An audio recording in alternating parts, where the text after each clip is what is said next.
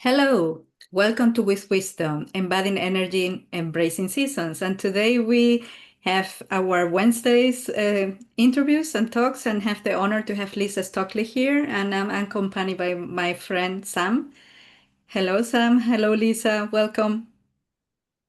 Welcome. Hello, Hi. everybody. Nice, Lisa, for you to be with us. And we are in the third week of September. How did that happen? Sorry, I'm going to have to stop saying this because I'm getting into a bit of a bad habit of saying, hold on a minute. The year seems to be flowing by. And that's the whole point of our videos and our kind of content that we're sharing. It's really about embracing what's going on right now. And we are really excited to have Lisa here. Lisa is the Director of Studies of the Faculty of Astrological Studies. Well done. So there's the astrology piece part of her. She's got a tarot background. We are really excited to have her here. So Lisa, tell us a little bit more about you, and then we're going to hand back over to Gabby. Okay, yeah, so it's lovely to be here. Thank you for having me. So yes, I'm an astrologer and a tarot reader, and quite a lot of my time is spent with astrology. I teach for the Faculty of Astrological Studies, as well as being the Director of Studies, which just means that I manage the course material. So we're a very well established astrology school. We've been around since, let me think, 1948. Wow. And we've got hundreds of students all over the world now because Zoom, right? Like we're here. So it's really lovely when we can come together online and kind of, I say to my students, we come to astrology world for a couple of hours. Yeah, and we can be in this place where we can kind of have that shared understanding, I guess. So astrology for me, and I think where it really aligns with what you guys are doing is, it's all about cycles. And kind of cycles. I was thinking as I was preparing for this, it's like cycles within cycles, it's like, I don't know, different size wheels or cogs or something that all interlink. So it's kind of brilliant. We're astrology going to unpick that bit in a minute with when Gabby we've got a couple of questions that we want to ask you. But I love that already. You've done the whole cycle thing and cycles, and so there's a sort of, this is what's happening in my head in front of me. And it's like cogs mine going too. around. It's wonderful. Gabby, how does that resonate with you? Well, I'm not that well versed like Lisa in astrology, but it's a tool that I have been acquaintance with since a couple of years, and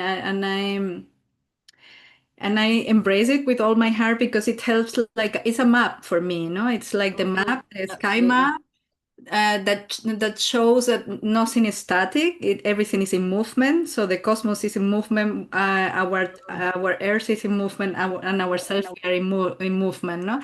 And I was just telling Sam before recording. I was in Marseille, in France, and we went to a museum, and they had a beautiful expo about the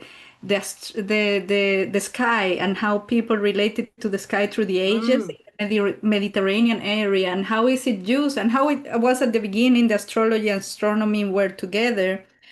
They help to guide people for all things that means to be here on earth, like being human, no, to how when to plant, when to gather, when to anything, no? And also to the body. So yeah, so it's something that has helped me to come more into myself and to get to know. And I'm very curious, Lisa, to learn from you about how this astrology wisdom, or which wisdom we are called with wisdom, you draw from besides the astrology and all these things to your work and into your personal life through these years. What is the wisdom you draw from that? So I think, astrology is really the root of it these days. And, it is, as I was saying, it's about cycles. So yesterday you mentioned, Gabby, just before we started, we had a lunar eclipse yesterday evening, which is, I have to say, one of my pet peeves. There's a lot of astrology out there these days compared to when I started 25 years ago, and that is a wonderful thing, and it's really amazing to see it becoming more, not quite more mainstream maybe, but certainly more more well known. Mm. You know, I get a lot less, oh, isn't that a load of rubbish, than I used to get, which is nice. And more people, there's a lot more people around with an understanding that there's more to astrology than, you know, the sun sign columns in the newspapers or whatever it is, you know, and it's very complex, you know. You know, we have a sun sign, but then we have a moon sign and a Mercury sign and all of it. So there's a lot of complexity there. And so, you know, a lot of what's out there does tend to kind of simplify that a bit. You know, okay, it's eclipse season. Everybody be very dramatic about eclipses. And I kind of always want to say eclipse season happens twice a year, actually. You know, people get very excited about the full moon, and it's like, well, yeah, there's a full moon every month. Yes. So it's kind of, you know, one of the things I really notice is that, you know, people will say to me, oh, it feels like there's a lot going on in the cosmos, and it's very, you know, this is worrying me and that, and when's it going to end, they always say. And I'm always like, yeah, I'm afraid, you know, it's the movement, like you say, you know, there's always something, you know. Okay, this one, wherever we are now, will move, but then there'll be something else, and you know, we're in all these different cycles. So yeah, you know, we have the outer planet cycles, the planets which move very slowly, which, you know, we hear more and more about, and then right down to the lunar cycle. And you know, we had a full moon yesterday, and we'll have a new moon round about the same time as the autumn equinox. Right. And astrologically, the autumn equinox is when the sun moves into the sign of Libra. So it should be, so there's a shift there. You know, and yeah, that's something that I work with a lot. You know, are we in a waxing phase where things are kind of energizing? Are we in a waning phase of releasing? So full moon, I'm going to just interrupt you here, if you don't mind. Full moon is that's the moon and its biggest, and I'm going to show my ignorance here. So waxing is when we're coming up to full moon. Waning is when we're going down to to not new moon, down to no moon, dark moon, call it. Yeah. So there's this 3 days when it's often called referred to as a new moon, but we get this 3 days where the moon is basically too close to the sun for us to see it. So we refer to it as dark moon. Yeah, I mean, the lunar cycle, it's, you know, we hear about kind of the waxing, the full, and the waning, or maybe the different people have different like ideas. Astrologers have 8 phases of the moon, so we have loads of them. And yeah, so that's sort of, when you said we've obviously got full moon next week, or the week after, the week after it'll be new so moon. it's a 29-day cycle. What would you say will be the difference? Is there, like, in terms of how people might be feeling that? So the full moon is a peak point. The full moon is it's like the high point isn't quite the right word, but you know, the full moon, we can see the moon at its clearest, can't we? It's the brightest. And one of the things that I think is really important about the full moon is that it is when that energy has gone as far as it can go. So it's come to its, you know, the sun and the moon are opposite in the sky at a full moon, hence why the moon is at its brightest. It's reflecting the highest amount of sunlight. So that energy has gone as far as it can go, and then we move into the waning phase. And so sometimes the full moon can feel quite intense. You know, people might say, oh, I'm having a lot of dreams, or I'm feeling a bit, you know, there's a kind of an anecdotal, I think it's a cliche really these days, I don't know if anyone's ever actually done the research, that says emergency rooms, so A&E, have more people coming in around a full moon. Yeah, but it's just a bit more chaotic, and things kind of reach a peak. Yeah, actually, you know, I don't know. I mean, I don't think they did a study, but my mother had schizophrenia. And I remember in the psychiatrist hospital, they said it's a fact that the around the full moon, the people in there, the people that are ill, they are more hectic, or they have more like they are less settled.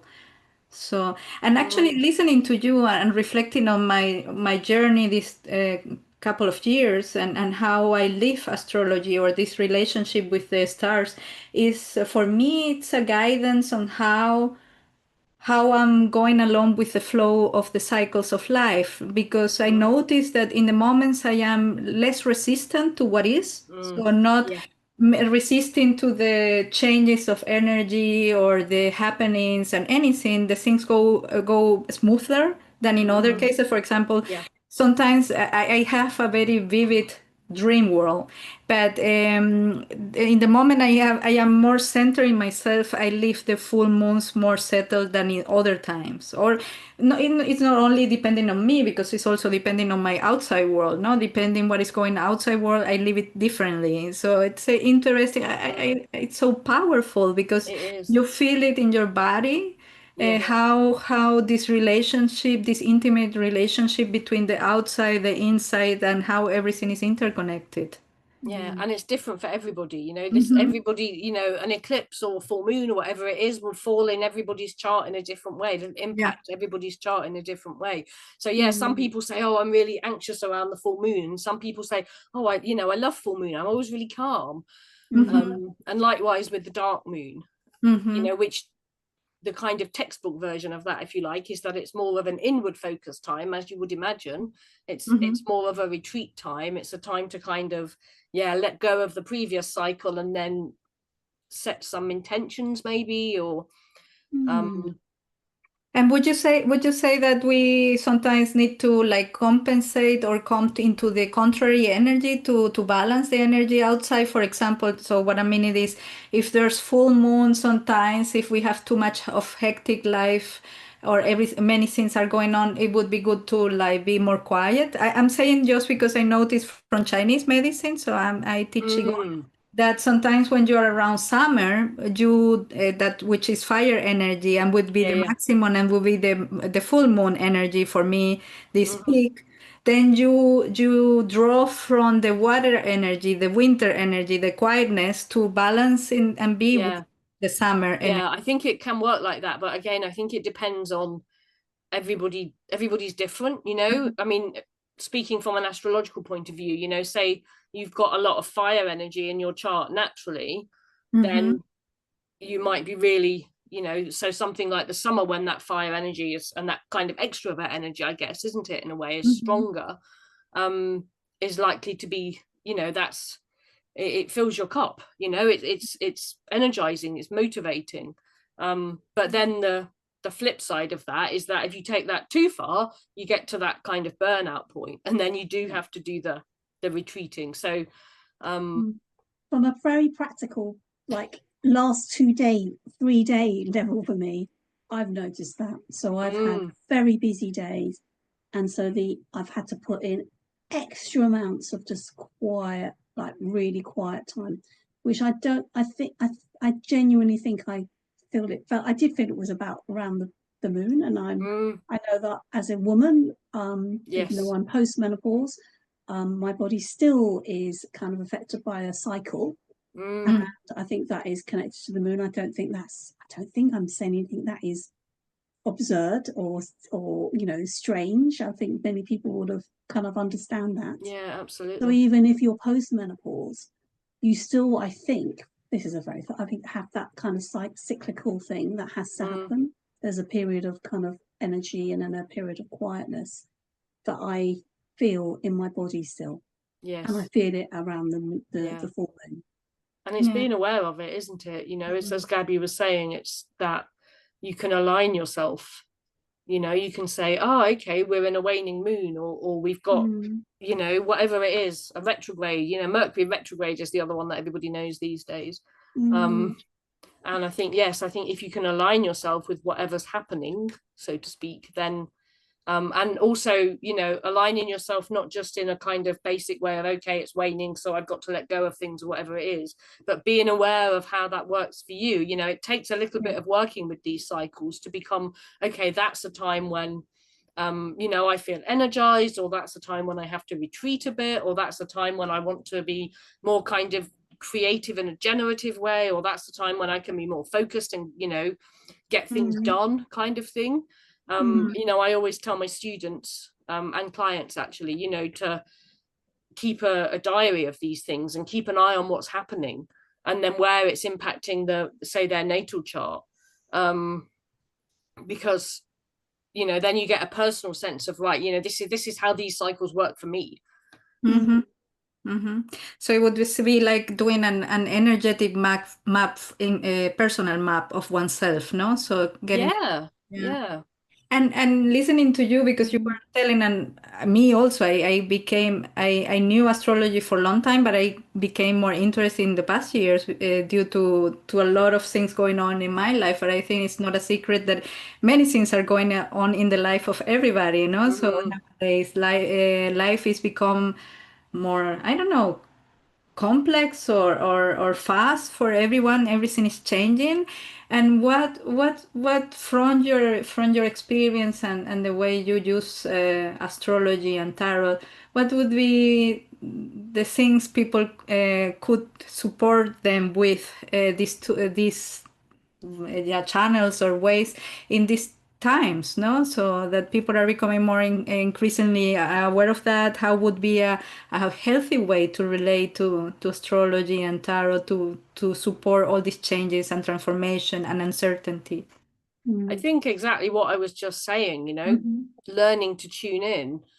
You know, we live in a world where we're told things are supposed to be very linear, and that is not, I don't know about anyone else, but that is not my experience. You know, you can't just keep going in that linear way, can you? It's like Sam was saying, you know, you have some busy days and then you have to retreat a bit and all of that. So, you know, just something as simple as kind of stepping off that treadmill. And, you know, astrology for me, it's very much a different worldview to the one that is kind of mainstream, which is very much, it's linear, it's material, everything's, you know, very you know, it's about following a particular path, isn't it, you know, and focusing on kind of material abundance, whatever it is. And astrology takes us out of that and says, hang on, there are different ways of being. You know, one of the other amazing gifts of astrology, I think, in a world where everything is so kind of othered and put into these binaries and all the rest of it, is that astrology is really multivalent. Everything in astrology is multiple and myriad and all those things. So, you know, sometimes people will say to me, oh, you know, how can you tell if it's a male or a female person's chart? And I'll say, you can't. You know, you might say this person has some very strong proactive energy, or this person takes more of a receptive approach to life, but that says nothing about the gender that they identify as. And, you know, there's a lot of, you know, one of the ways, kind of exciting ways that astrology is evolving over the last maybe 10 or 20 years is to really take that into account, and not to say, you know, traditionally, you know, astrologers talk about the masculine signs and the feminine signs. And, you know, I'm sure my students hate me because every time I teach that, I go, right, well, I'm not having any of this masculine and feminine stuff. We're having active and receptive. And, you know, you can sort of see them kind of. But I just think it's really important to get past that cultural baggage, you know, and to be able to express what's there rather than the kind of, you know, the stereotypes, if you like. And that's exactly how it should be, because with any learning, there needs to be some sort of evolution, and you're bringing in new learning and new ideas. So what, you know, what the Assyrians used to do, ancient Assyrians used to do, was right for them, and now it's a kind of like cherry picking and taking what's right for us. Kind of makes sense. And this is why astrology has survived for so long, you know, because it has been around since ancient Mesopotamia, as you say, because, you know, it is becoming a joke amongst astrologers, I guess. You know, every generation gets the astrology it needs or deserves. Every culture gets the astrology that it needs. Is that why we have lots of retrogrades in Neptune retrograde? Well, do you know what? I actually don't pay that much attention to the outer planets in retrograde because they move so slowly anyway.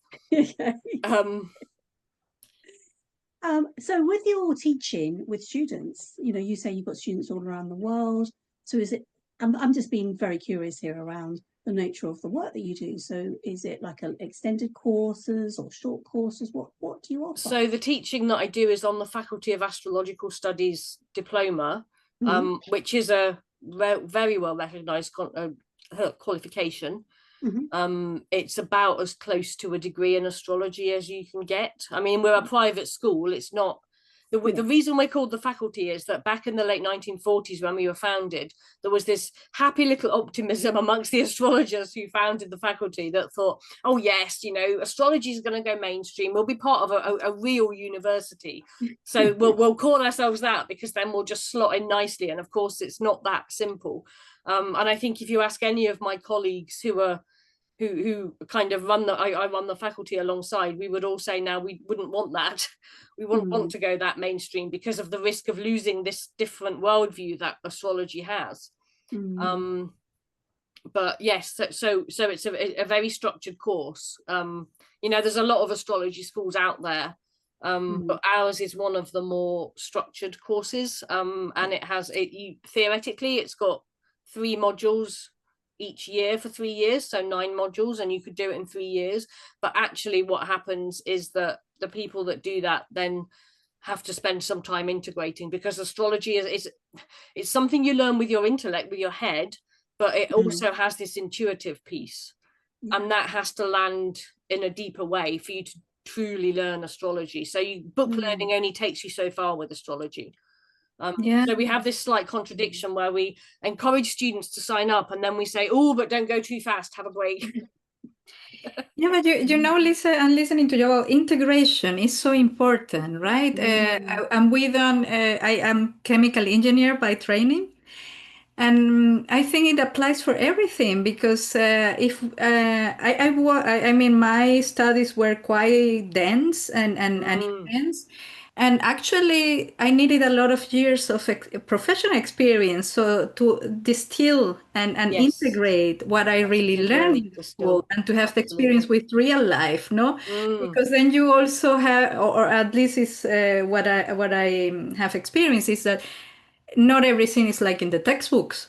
Yes. And then you have just life, and you need to meet life, even if an engineer, no?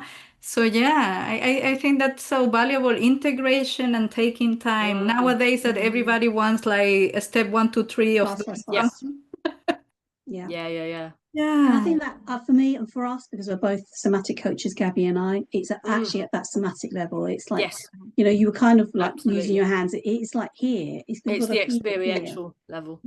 Because if you you know, you're saying, okay, you know, the cycles have been there forever, for the, you know, existence of time, and that's what we were born into, we may not be aware of the impact of that on us. And actually it's this self-awareness that actually you start to notice the impact. I mean, it's a really simple thing happened to me this morning. There's a tube strike in London right now, so I supported my son to take him to the nearest train station so he could get to work. And as I did that, I was driving the same route that I drove when I was a head teacher. Now, I've not been a head teacher for 7 years, but I was the same route, and I felt the same somatic feelings in my body. There was the kind of sense of anticipation, that kind of almost tension really in my gut as I was coming up to the gate. As I drove past the gate, there was a little bit of that was actually quite a lot of joy seeing the trees. Sorry, I drove that same route for many years.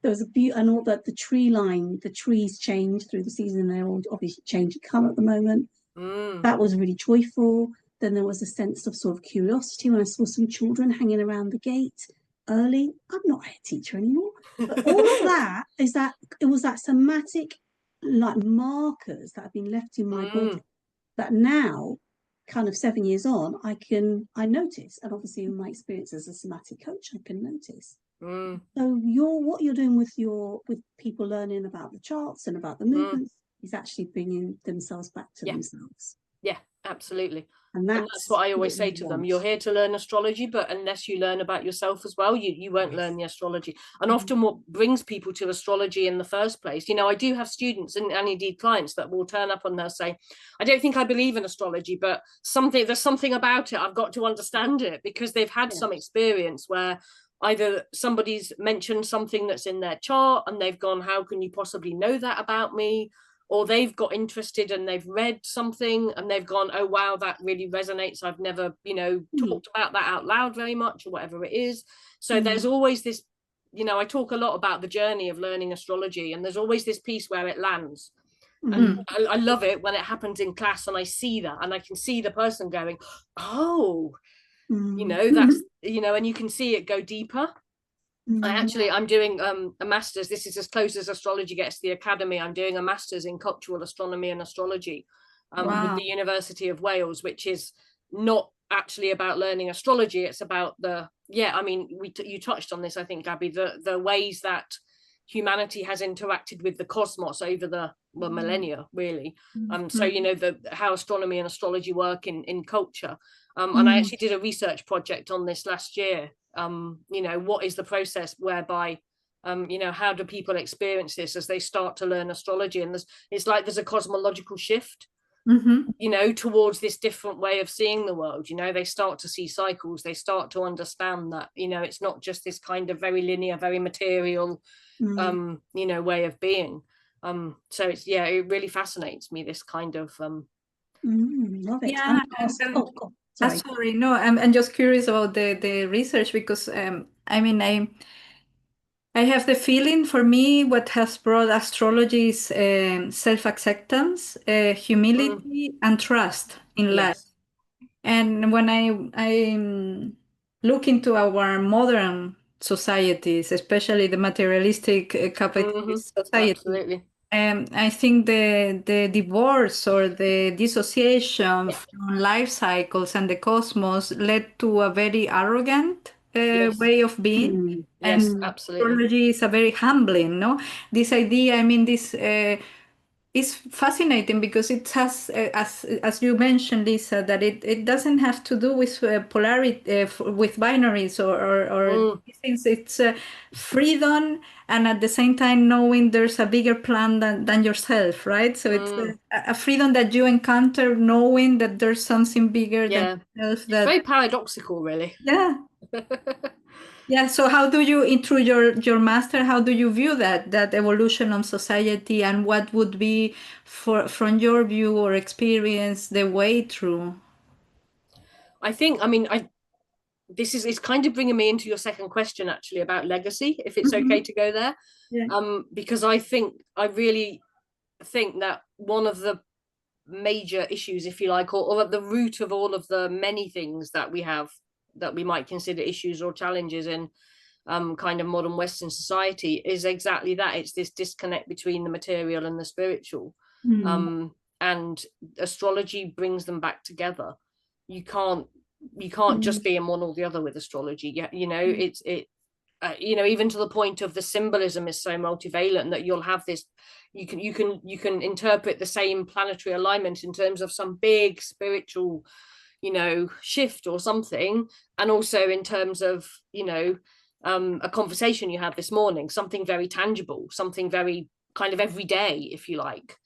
So it has all of those layers of meaning, and it just brings us back to an interconnected cosmos. And I would really agree with you that a lot of the root of a lot of our problems is that we've disconnected ourselves. We said, oh, we're not part of all that kind of messy, chaotic, animal, whatever we want to call it. You know, humans are different, and actually we're not. We're not, absolutely. And you know, we need to kind of root ourselves back into it all, don't we? You know, it goes back to Descartes and the mind-body split, and you know, this is why you have to do things like somatic coaching, isn't it, to help people reconnect, you know? And it's the simplest things usually that kind of have the biggest impact. So in that way, you said that question, you know, how are you living now? How are you living now that will align with your desired legacy? Is there something that you could offer, you know, a very simple practice that maybe will support people right now, in terms of, we're in this stage of coming up to the equinox. You know, we're going through this sort of sense of, we're moving away from the light into the dark. But right now for September, is there something that you might offer people? I think one of the things that I really like about this September equinox season is that we shift from, astrologically, this, you know, we talk about the equinox as a balance point, don't we? So the first thing I always say to people around that is that, you know, people have this idea that balance is something static, and it's not. it's a process. So actually, like, the weather is often quite turbulent around the equinoxes, isn't it? You know, we get these strong winds, and because it's a change of season. So there's something there about having to let yourself be, you know, not feel like, oh, I've got to be all balanced and calm. It's like, no, actually, you're probably going to be going a bit between some extremes, and that's fine. That's right for the season, because as you say, we're moving from the light part of the year to the dark part of the year. In terms of the zodiac, as I mentioned, I think the sun moving into Libra is what is marks the equinox point. So that's like the fulcrum of the zodiac, if you like. So the zodiac has 12 signs, and this is the point where we go from number 6 to number 7. So we're halfway. And astrologers, you know, if we look at those 12 zodiac signs as we go around the zodiac as a kind of an evolutionary process, so this is one of our many cycles. The first 6 signs are kind of more inwardly focused. They're about our personal individual development. Getting to the final one of those 6 signs, which is Virgo, we're still with the sun in Virgo right now, and Virgo is very much about refining, and you know, it kind of has this reputation about being a bit pernickety and a bit over focused on the detail. But that's my husband's sign. But that's because Virgo is really good at seeing kind of seeing the systems and the bigger picture, but also the components of those. So it's really, you know, synthesis is a really good Virgo word. And also, of course, we're in harvest season, and you know, one of the signs for Virgo is a sheaf of wheat. So again, and this is again cycles interlocking, we talked about the full moon as being a point where it gets to the waxing has gone as far as it can go, and now we're waning. That's the equinox is that same point. So we're bringing in our harvest in Virgo season, which is what we're still in for now, and we're kind of almost reviewing. We're saying, okay, that worked, I'm going to keep that going. That really didn't, so I just need to let it go. And we're kind of, you know, really getting a bit focused, and we have that kind of back to school energy as well, don't we? That we like. We talked about that in our last video. Like, okay, you know, what are my priorities, all of that. So that really speaks to Virgo season. So that's it's a really helpful thing to do, just to take some time to kind of check in with yourself, you know, whether it's work or your personal life, whatever it is, just to sort of say, right, okay, you know, what am I taking into that new season? And, you know, as we move into Libra, that's the first sign. Libra is the first sign of the zodiac where there are other people involved. So the first 6, it's all about me. It's about my development, my growth. Obviously, you know, in whatever circumstances we're in, but in Libra, you know, Libra is the sign of relationship. So we move into Libra and we start to go, okay, what's me? What's other? You know, how do I experience the people around me? How am I in connection? What are they reflecting back to me of myself? What do I reflect to them? All of those things. So as we move into Libra season, as we call it, I guess, and that's on I've got the chart up over here. It's the 22nd at 6:20 at night. That's the exact equinox point. So we have this kind of tipping point from focusing more on the personal to coming into how are we in relationship. So, you know, again, this idea of how we're interconnected and how we're all, you know, none of us are islands, are we? Much as kind of mainstream thinking might want us to, you know, the primacy of the individual and all of that. Actually, that's, you know, that's we've got Neptune Neptune still in Aries at the moment, which has been one of the big shifts over the last year. And for me, one of the meanings of that is the illusion of the individual. And I'm really interested to see how that's going to go in, because it'll be 14 or so years that Neptune is in Aries. You know, what's going to happen with that? Because we've, you know, this idea, I'm sure you come across it a lot in your work as coaches, you know, that we're supposed to be able to fix ourselves and we're supposed to be entirely, you know, self-contained. And Neptune in Aries is just going to completely show us no, you know, we're all way more connected and way less kind of boundaries than we think. Yeah. Yeah, it's the dissolution of between the individual and the society. And I was listening to you, and an idea came to me, but maybe I'm wrong. Talking about coming from Virgo to Libra, I remember that in the ancient Egypt, there was this when you died, they believed there was this being that was taken in your heart in a balance. Oh, Mart. Yes. Yeah. Goddess Mart. Yeah, so I was just With her feeling like scales. this Yeah, yeah, might yeah. be also this like portal from when you're coming from your inside world to the outside, even if the outside is the other people Yes. in the earth or ascending, no? Because if you go from Virgo to Libra, you start also to go from more, then you go to the outside world, and then you go also the transcendental, right? And for Yes. walking Yes, into absolutely. this. And Yeah, I think we are absolutely. walking that these years. And as you say, Neptune in Aries is this Yeah, for preparing yeah, for that. yeah. And that balance, I mean, Libra is the scales, that's the symbol for Libra anyway, but in the chart for the equinox, this time in the Libra ingress chart, that balance it's especially strong. Okay. And it's got, because Neptune, that I mentioned, Neptune in Aries is right at the beginning, it's at 0 degrees of Aries. So as the sun comes to 0 degrees of Libra, they're immediately opposite each other. And one of the things we look at as astrologers is how are the planets, kind of what angles are they making between them? How are they connecting?